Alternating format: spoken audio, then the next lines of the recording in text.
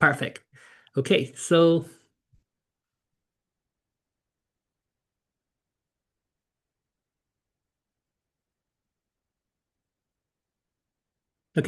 now, yeah. So the three parts of journey, basically by reflecting, that is 10 year already. That is from 2014. And I've counted based on the timeline that I actually come to this current position as a more like established academic position. But I basically divided the 10 years more like three phases. The first phases is, of course, is a phase of exploration. It's more about a personal story, but I find that you might also find connections with what I have been sharing, and we will be doing more discussion in the later part as well. So approximately 1 hour and 15 minutes. So in the meantime, I'm just assigning my colleague actually to be the co-host so that they can actually admitting other people while I'm talking through. So make co-host. Okay, perfect.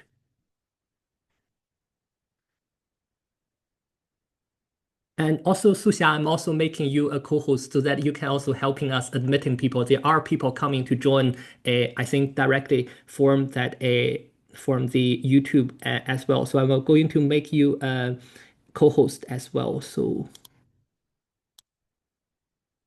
okay, so now we have two co-hosts already assigned, and we can delve back into this 10-year journey. So the first phase is really I've categorized is more like from the undergraduate study. I'm very lucky to actually have some of my alumnus coming from, and the Morningside College is part of the mentorship program. So they are coming to support, but also it's more like sharing the experience so that we can continue the discussion. So I have been in Hong Kong for studying the undergraduate degree for 4 years, including an exchange during that. But I want to really focus on one thing that I have developed during that time is basically the idea of 5 a.m. projects. I started my experiments like when as an undergraduate student, but it hasn't been really successful until recently. And I'm going to share you about the secrets in that. So what is actually a 5 a.m. project?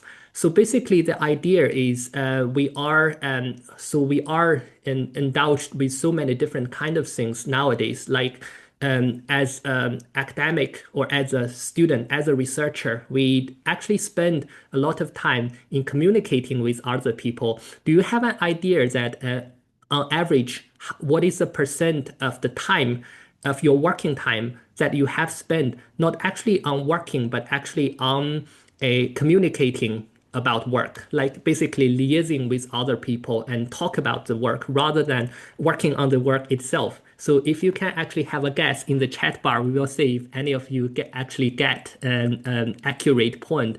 Is I would give you a hint. So it's actually range from 10% to let's say 90%. What percentage of time that you think an average modern time office worker or academic spend on just the communicating rather than working on itself? Okay, we get some kind of oh, okay, so yeah, any guesses?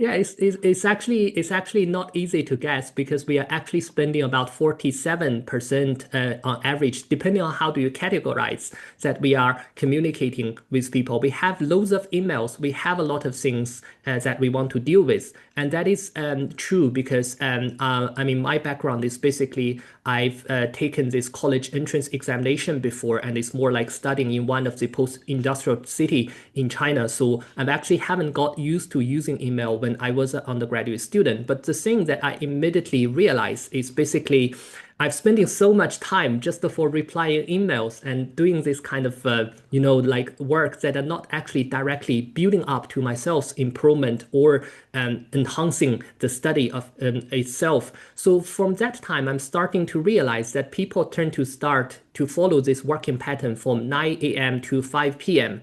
And thinking about it, it's actually no one's actually challenging it. Like why? Like in the UK, the working hour in the university, it would be 35 to 40 hours per week as per defined. And people start to work, some of them, if they are in the managerial level position or a little bit workaholics, they might be starting from even 8:30 or 8.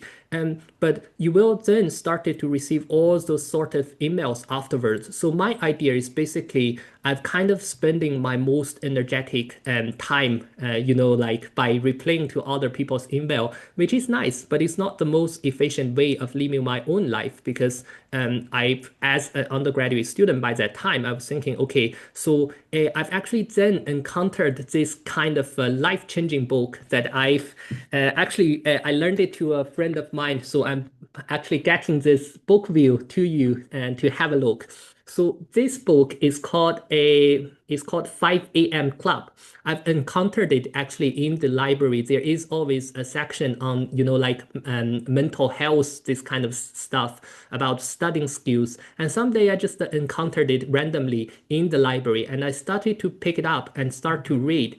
The time that I was really worried is like I don't have enough time to dealing with all of these things as a youngster, just entering university and adjusting to a quite different environment of learning, like particularly using English language as the instructive language by that time is actually quite challenging, and I have just haven't got adequate time. But this book actually get an idea that I started to practice, which is actually we have time. It's just that we have spent our most valuable time most of the day by communicating with emails or using this kind of like not necessarily to be the most important thing. So essentially the idea by that time when I was reading, I don't actually understand the essence. I was thinking as far as I get up earlier and started to do something, I will be more efficient and doing something that is more beneficial for the study or for the career development. So that's exactly what's my understanding by that time.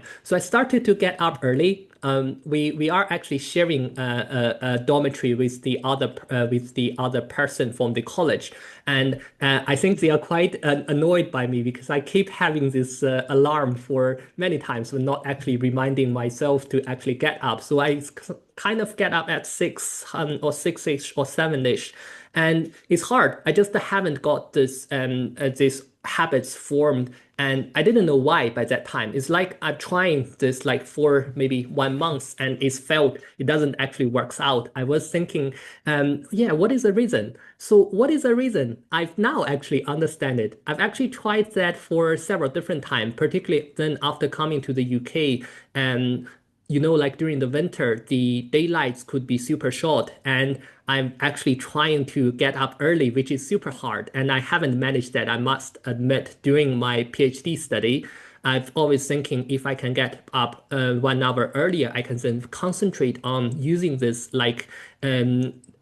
beautiful morning hours to work on my own stuff.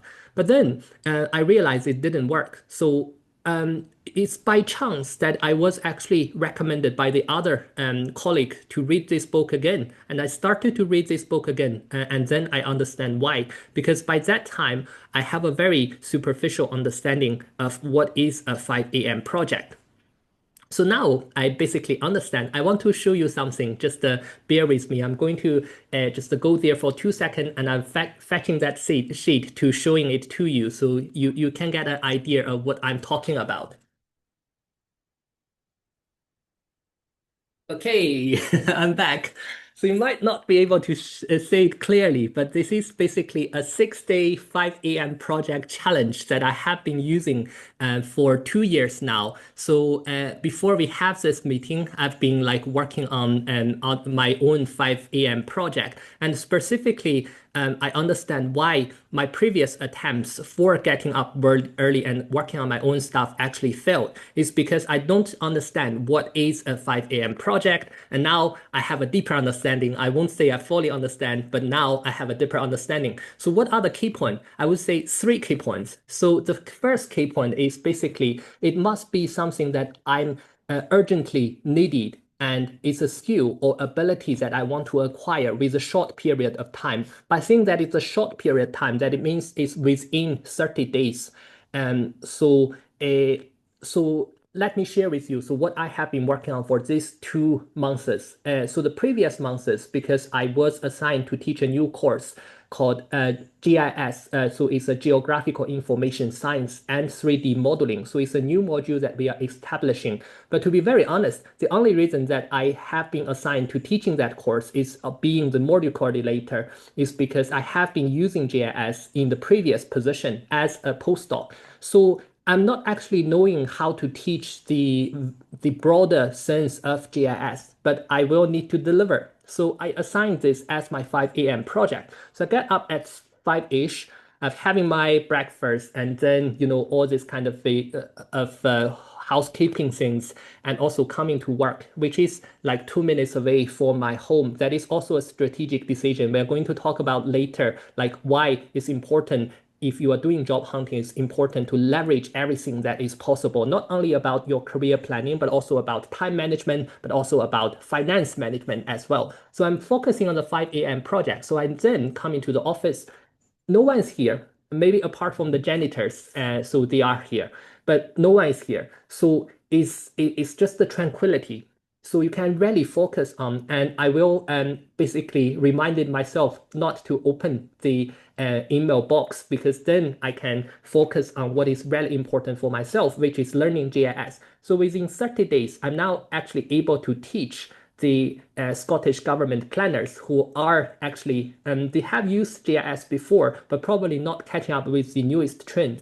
I find it's amazing, isn't it? So even for myself, I'm more like a basic intermediate level, but after 1 month of scheduling this maybe 2 hours or 2 hours and a half in the morning every day. So actually being able to deliver makes me feel super satisfied, and also fulfilling by realizing this age of using 5 a.m. project to achieve what we actually want to deliver. So for this month, I'm also sharing with you that I'm actually working on the prompts of ChatGPT, because I find it's a super fascinating and way after the ChatGPT 5 was released. So this habits itself is actually gives us a kind of space so that we can work on what is really important for us. So that is the first point. So important thing that is urgently needed. And secondly, I would say that is something that you have been wondering to do, you have been planned to do, but haven't got the opportunity before, because we have all these kind of excuses, or saying that it's the normality of the working pattern, that if we started working at 9, you will be bombarded with all the requests from the email, all the social commitment, and not actually being able to focus on something important. So that's the second point. So it must be something that you have been planning to do, but haven't got the time. So what is the time? The time then is in the 5 a.m. projects. The third point is it must be something that is manageable. It must have a instant impacts. As myself, if without starting this GIS for the previous 1 month, I won't be able to teach it. So that is actually, or alternatively, by just leveraging the time in the morning and starting that, they actually gave me this blaze of like instant success or instant impacts that I can feel it. I can feel the beneficial. So there is a proverb as saying that basically, so it's a Chinese proverb saying that it's 无利不起早. It's like without any incentives that you won't actually being able to get up earlier. So it's exactly the same idea of using 5 a.m. projects that I want to share, that I have been experimented from the first phases of study, but haven't actually got it right until very recently. That is about 2 years before that I managed to get that right. Okay, so that is the first point I want to share, is about 5 a.m. project. And I want actually build up upon that and talking a little bit more about the other phase, which is the as a research student, which is the MPhil degree and also the PhD that I did in the previous institution. So I did that in the UK at the University of Cambridge. So it's for 4 years, and it's the golden old days without any interface from the ChatGPT and generative AI, and we need to do research by ourselves. But besides that, I find it that there is actually a recent I read a book recently is talk about the range. So it's talking about in the world of like specialist, how we actually manage to be person, a Renaissance person, or the person who actually not only knowing your own field, but have a broader view and also drawing ideas from different interdisciplinary field and also manage to learn something that is not only beneficial to the career, but also to the life. So I also want to share that so the other thing is called synoptical reading. Um, yeah, so reading, I don't know how many of us actually nowadays are still reading books. Yeah, I also admit that during certain period of these 10 years, I've kind of gave up the habit of reading. But then I realized that it's something like then the time substitute what I use the time then. Then I use the time to do the social media, to maybe do some extra social, to do something which is actually not as fulfilling as reading. And I started to realize the reason why. This is actually the other book that I also want to recommend. And so it's here. So if you can say it clearly, or if you want the title, I can send it to you. It's not a very popular book, but I personally find it's very beneficial. It's called How to Read a Book. So it's actually a book about reading books, which is a bit of ironic, but a lot of people actually haven't read this before. It has an argument saying that why, let's say, reading book is a better investment of time in comparison with, let's say, social media, of going to Instagram, of going to TikTok. So the argument is actually quite simple, because if we use the idea of how much time that you actually spend to make something, to make some contents, like a book, like a blog post, or like a journal article, or like a TikTok clip. So it takes about very little time to make the video or make the streams, or like doing some social media posts, particularly nowadays with the help of AI. But it takes super long to write a book, which means reading the other book is like having the leverage of utilizing 15 minutes of your life to actually understanding 5 years or even the whole life of a person, which is a super efficient or super beneficial investment regarding of time. And then it's resonating to the idea of actually the time is our biggest assets. I've been talking with friends based in the UK who are doing startups, who are doing, like as an early career researchers. And some people, including myself, sometimes, we have this feeling like we are young, but we actually have nothing. We don't have the assets. We don't have the capital.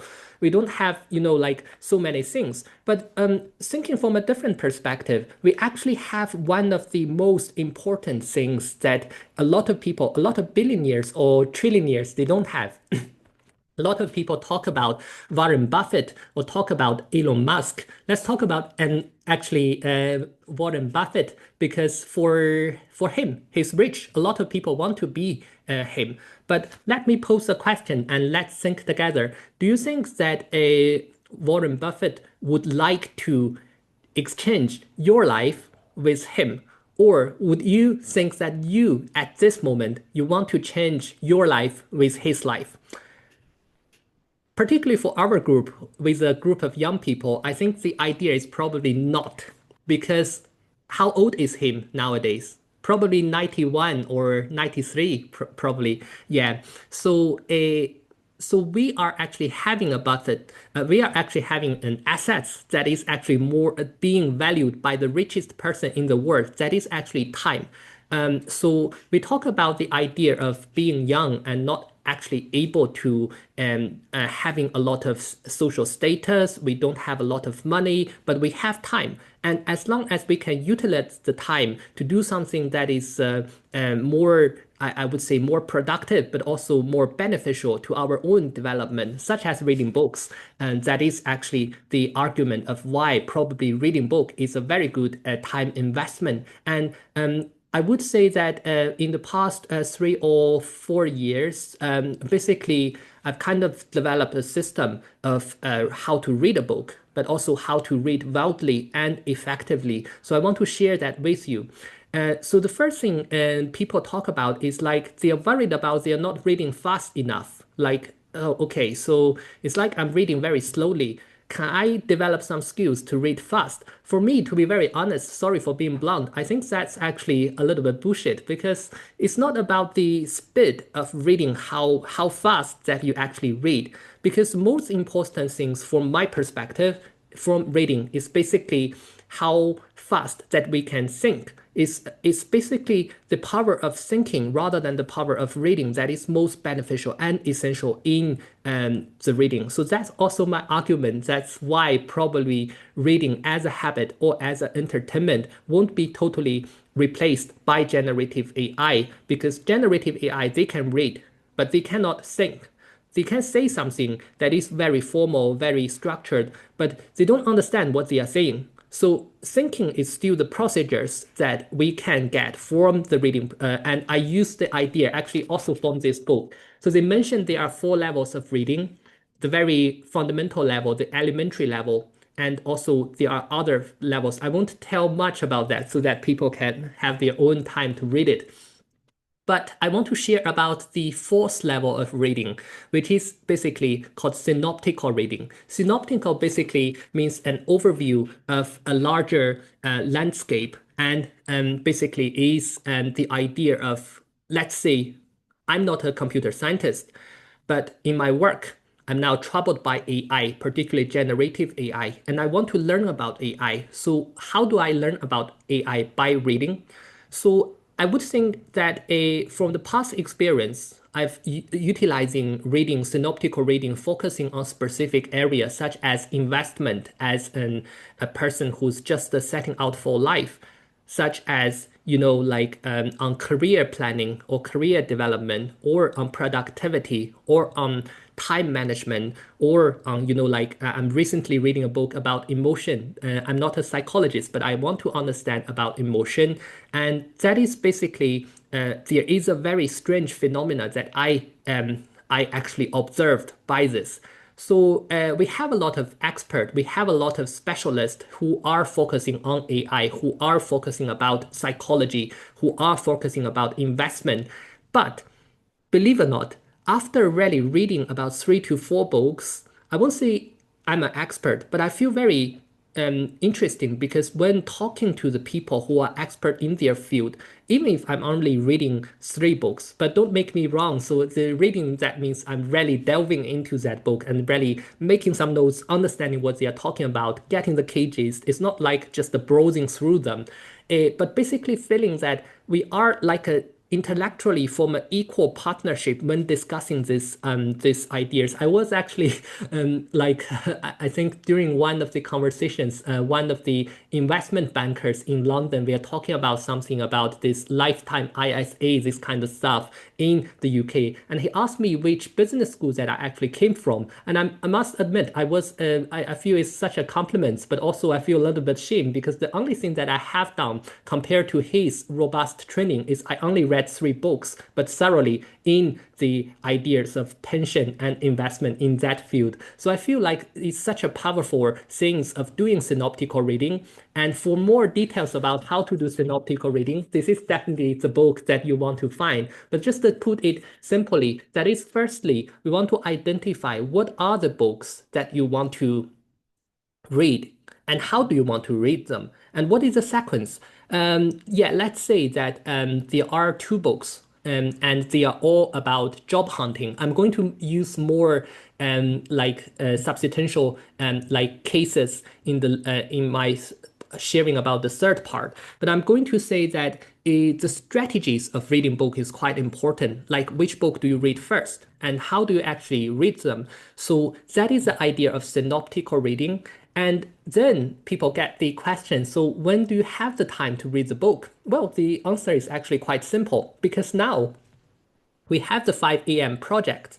So I basically started working before 7 and basically being very selfish by keeping the most energetic and valuable morning hours for myself.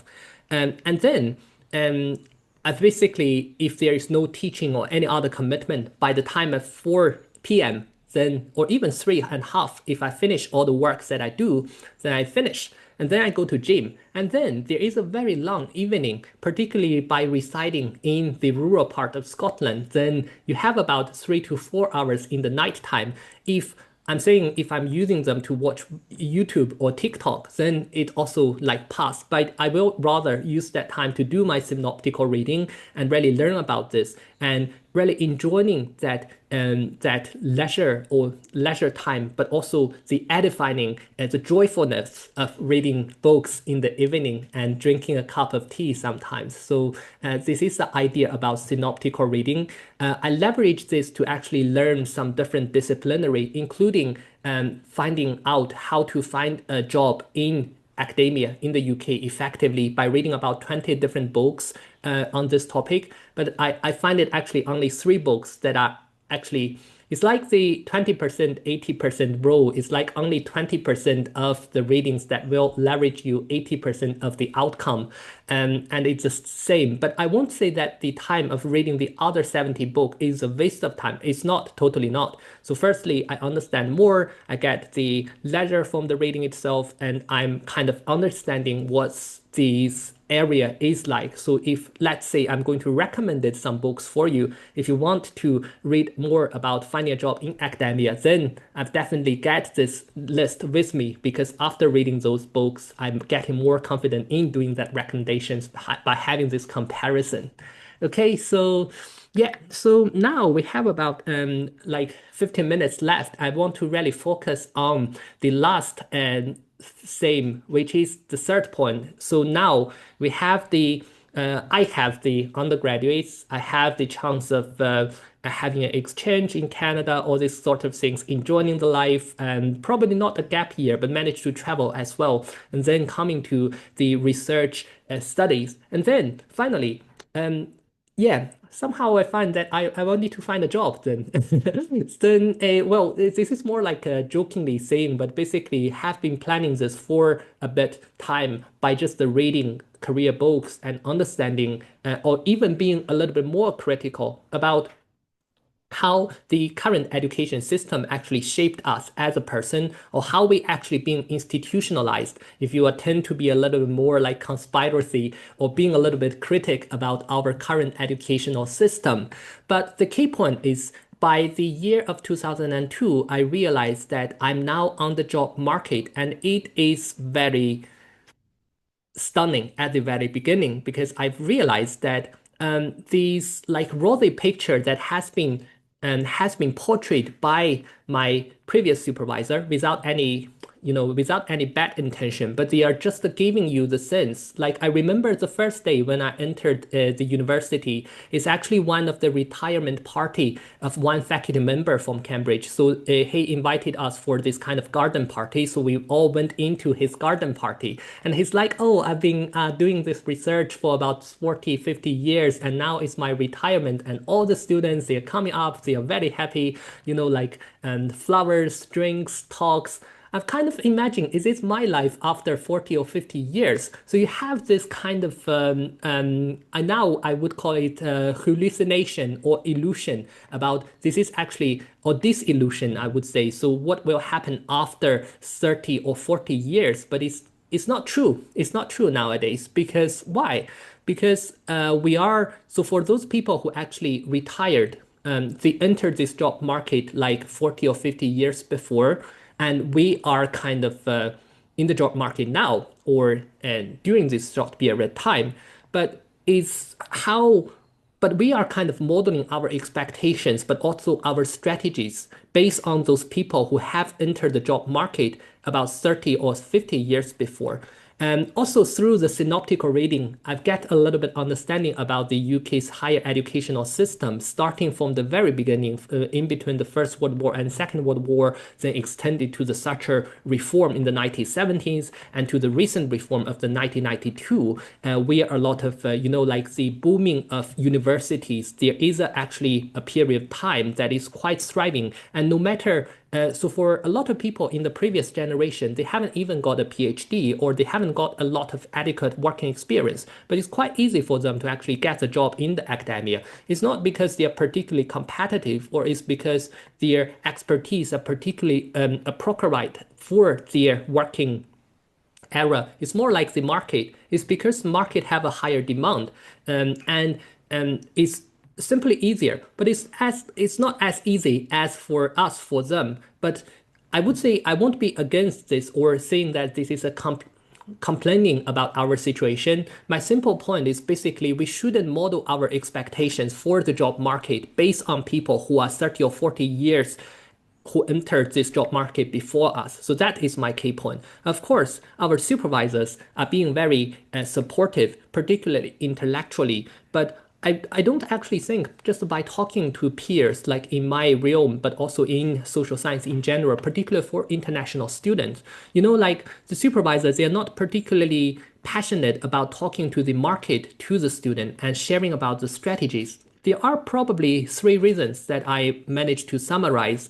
So the first thing is basically, well, do they care? Yes, they do care. Some of them, they do care. But on the other hand, well, there won't be any person more caring about our own career planning than ourselves. So that is my point. So I would put it there. So the second point is because even if they really care about our career development or our planning, so they are basically delivering the message or the strategies based on their experience 30 or 20 years before, not only to talk about 20 or 10 years before, even if it's 3 or 5 years before, it would be, I mean, like enormously different from the current market. So I would actually encourage yourself to reflect it on the point. So to what extent that we can take opinions or we can take suggestions from different people. So that is why, that is my following point. My last point is actually why it's important to build up a network of mentor in between yourself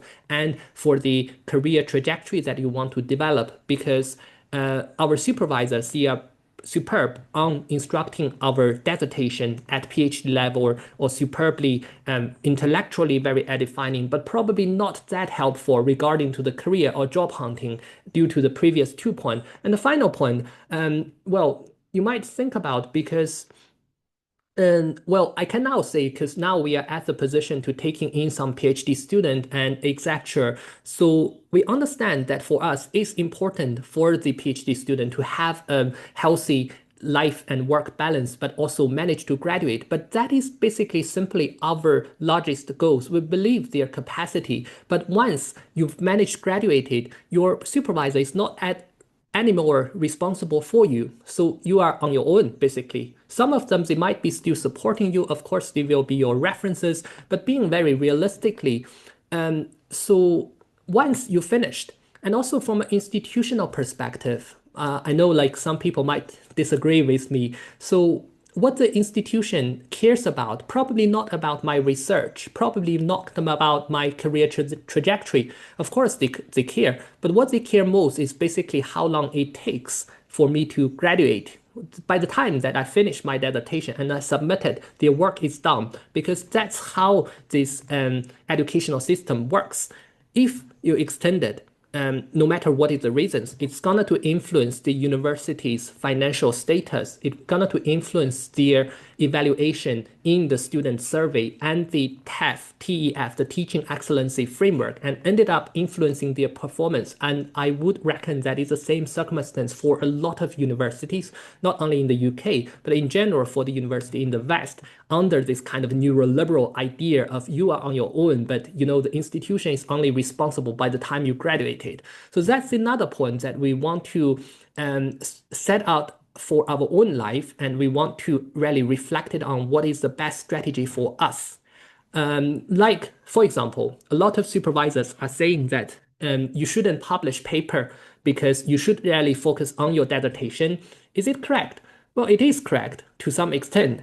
But in order to understand if you really want to start it as a postdoc or you really want to start it as a teaching fellow, then you need to accumulate the relevant the experience or which are probably, firstly, probably haven't been considered by the supervisor. Some of the supervisors, they are fantastic. They tell us the truth. They don't like hide the truth from us by saying that, well, you will be as successful as the professors in this retirement garden party in Cambridge.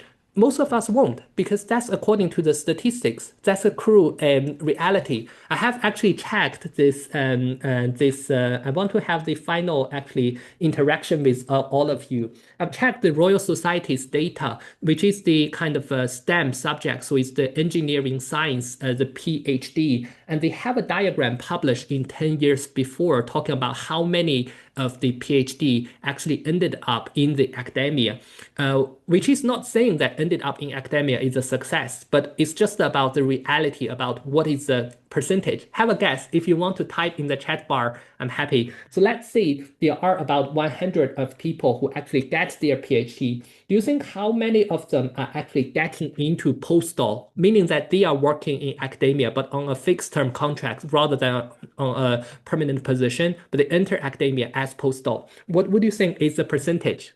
Can you actually have a guess? Wow, okay, 20%. Yeah, that is actually slightly higher according to the Royal Society, but very good guess, Suxia. So it's about 47%. So I'm going to type it here. So it's 47% after 1 year of graduate, they actually enter into the market. But now reflecting back, I'm actually calling this called postdoc drift because it's natural for us. Once we finish undergraduate, we drifted into master. Once we finish master, probably we have the intention to drift it into the PhD. But then drifted into, so what are we going to do after we finish PhD? Probably then do a postdoc, because that's most of the people do. And that is basically, I think is problematic is here because the market doesn't actually have the capacity, but they are conveying this message, no matter it's directly or indirectly, that for people who have completed a PhD, the most imminent choices or the most direct choices is to do a postdoc. So there are, for the STEM subject, I'm quite curious about the social science or humanity in general, but I didn't manage to find the data. So the diagram is actually, so about 2 or 3 years, there are about 30% left, but other people will either go to industries or picking up other jobs, which is not actually a bad choice. But in the end, have a final guess. How many people actually, so the 100 PhD, how many of them actually get a full professorship? According to that diagram, 10 years before STEM subject. Oh, who is the 100? Okay. Yeah, I like your answer. That is such a yeah. So you are saying that out of the 100 PhD, like 100 of them actually get a full professorship. That is actually yeah, quite confident guess, I would say. But well, so yeah, according to their data, it's actually 0.45. So let me type this as well. So yeah, so 0.45, that means about 200 PhDs, you get one person who is ended up to a full professor. It's after reading this diagram, I'm kind of imminently increase my respects for my colleagues who actually get a full professorship. But then I reflected back, there are something wrong. We're talking that more like in a mockery way, but like there are something wrong of the system. That is because most of people didn't ended up even working in academia, but the system neither told us this fact, nor they are saying like, if you want to achieve that, how do you do that? So I think that's the two issues. So either, I mean, I haven't got any PhD student at the moment, but in the coming year, once I get the PhD student, firstly, I need to make sure that they understand what is the job market condition. And secondly, trying my best, if I can, to recommend it some books. And for if they choose, well, I'm going to work in academia. Of course, there are some advantage of working as an academic. It's quite decent work. It's if you manage, you can actually have a work-life balance. It's not like the people are saying that like you need to working like 12 hours per day. I'm not, but I don't think like most of my colleagues do. So that's the point. But then getting back to if you really want to get to that point, what kind of a material or what are the sources advices you can take? Two ways, as always. The first way is reading. I'm recommending the final books that I want to share, which is this one. So, okay, so that's the one. I'm actually revising it during this time. This is a very super interested read. This is a person, and she's actually my mentor in the USA. So she's called Karen. So Karen is a person who was quite successful in academia. She's got her PhD in culture anthropology. She went to R1, so research intensive university, lower tier than Ivy League, but still quite good in the USA, and managed to get a tenured position there, and ended up becoming the department head there. But suddenly, because of personal situation, she decided to quit academia. So you can imagine that for quite successful academia, someday they suddenly decided to quit and running their own business as a startup in teaching about this environment or the dynamics of what kind of thing that you need. So there are so many good points from this book. They also have a blog if you want to check. But I'm saying that basically what is the most shocking point that I get from this book is being more realistic rather than being indulged with the rosy picture that I will be as successful as being popular and being loved like the old professors who is retiring at the age of 65. That is, they enter the market 30, 40 years before. I have the research agenda that I want to pursue. I have the stuff that I really enjoy teaching, but I realize without a permanent position, you simply cannot do that. So in order to achieve that, then probably well, I would recommend reading the book first. And now we only have 4 minutes left. I'm going to share a little bit about, like building mentorship. Yeah, so what is a mentor? A mentor for me, I'm reading another book. It's Ray Dalio's book about principles. So I have now getting a clear principles or clear definition of what is mentor. So they need to be fulfilling these two conditions. So firstly, the person need to be a person who is being more knowledgeable or believable in the area that you want to pursue. So there are actually two sides of this coin. So firstly, this doesn't need to be a specifically successful people from a societal definition or from a general view. It could be some person who is quite good at certain area, and that is the area that you want to delve into. To put a simple example, for me, when I was searching for postdoc position, probably a successful or a mentor, a potential mentor is a person who actually finished the postdoc in the previous 3 to 5 years, and they understand the market, they have quite good publication, but they also understand what they are doing. So they have an overview of what their discipline is like. So that is actually the first point. So it doesn't need to be need to be a person that is particularly successful overall, but it need to be a person that has some inspiration or aspiration for the field that we want to work or you want to work on. Let's say being an academia is more helpful to find a person who finished PhD and then come to a more like established position than finding an investment banker. Although from a societal perspective, probably you won't be considering the lectures of being more successful than an investment banker. But yeah, that is the point. But the second point is actually more insightful. That is, we actually need to know what we want. But the issue is like we talk about this kind of job hunting, we talk about this reading. This is our skills. There are skills, there are abilities, but there are values. So the values is actually the point that actually determine us. Is actually we need to understand what we really want. By saying that what we really want is firstly, we need to understand ourselves. And secondly, we understand how we actually match to the overall society's or the market need. But I would say for myself, the major issue is for a period of time, I don't actually know what is the thing that I really want. So that is actually troublesome if you're looking for a mentor, because if you don't really know what you want, it's hard to find the person that who can give the guidance or suggestions from a mentor's perspective. And the second point is actually for the mentor, there are a lot of people who has achieved amazing things, but they are actually not able to deliver or being able to talk about it. So that is particularly the second criterion for a good mentor or for a person that you might be able to learn from. They need to have a really good explanation of their own story. They need to have a good explanation that can be generalized but also transformed into what you can actually do. So yeah, we don't have adequate time to discuss that, but if you want, we can discuss in the 20 minutes as well. But then I would say the 10 years journey, in conclusion, I've basically handpicked 3 points that I found it particularly helpful and particularly not saying that how successful I am. I don't think I'm a successful person regarded by the society's standard, but I do think it's according to my own standard that I'm living a quite happy and balanced life, having the chance of learning new things every day and being able to organize them in the sense. So I really want to say this 3 point I've learned through the journey and I want to share with you. So the first point, let's recap.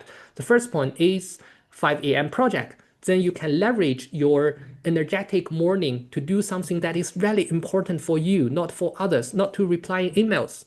And the second point is synoptical reading, because we haven't done many things, but we can learn from the past experience of the others, and we can learn other people's life or their life lessons within about 15 minutes or 30 minutes. So the third point is in order to orient the job market as an early career academia and as a person who might not actually have all the support that we would expect it, we need to figure out by ourselves by firstly reading books and secondly finding mentors. That's all what I want to share. And thank you so much for coming here despite of the glitches of the IT. We have about 20 minutes for free discussion. So open your mic and let's discuss.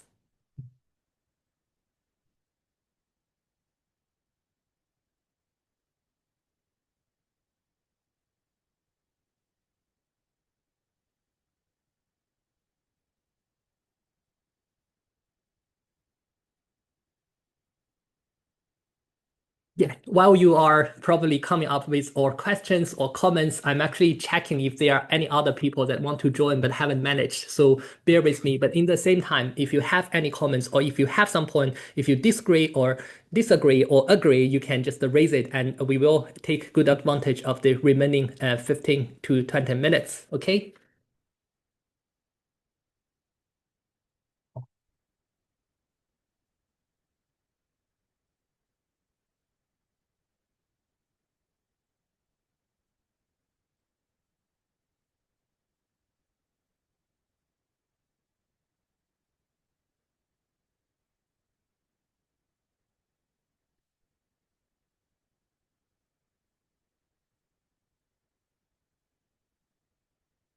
Yeah, or any people you want to share a little bit about your own story or what is the current situation. Yeah, feel free because yeah, we're literally here to communicate. That's why you are coming here.